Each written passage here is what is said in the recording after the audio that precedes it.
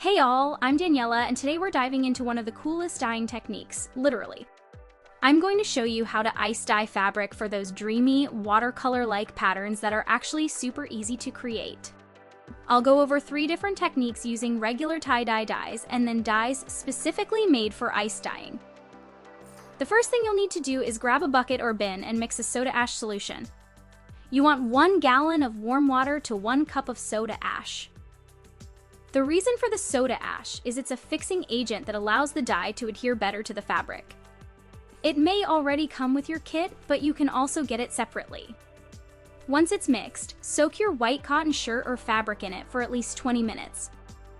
I forgot to film this part, so here's an already tied up sweatshirt as an example. Once it's done soaking, you can tie it up. For this one, I opted for a simple scrunch pattern.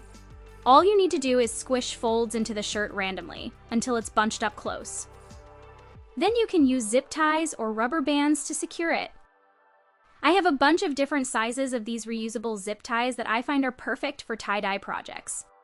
I've linked to them in the description, as well as the soda ash and dyes I use. Next, you'll want to set up a dish with tallish walls to catch the melted ice. Then use something like old yogurt containers as risers to keep it elevated above the future melted ice. Now it's time to add the ice. Though as you can see, you can't just pour a bunch of ice on top. You need to carefully place them pretty much one by one all over the shirt in a pile. Then feel free to pour the little remaining bits on top. With the ice in place, put on a mask or respirator to protect your lungs from the powdered dye. Now that you're protected, you can sprinkle dye of various colors over the ice. The best part about ice dyeing is you don't need to mix up the dyes. You just use the dry powder.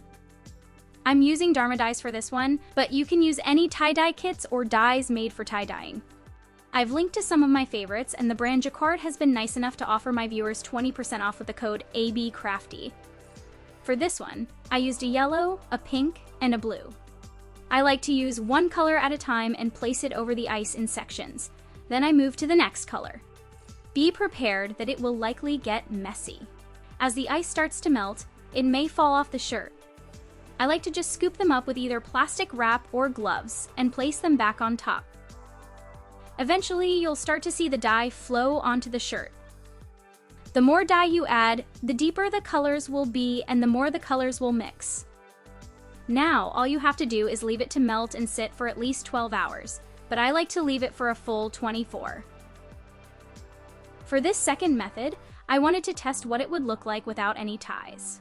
So after the shirt soaked in the soda ash solution, I placed it directly onto the containers with a bit of a scrunch to allow for the ice to melt into the folds.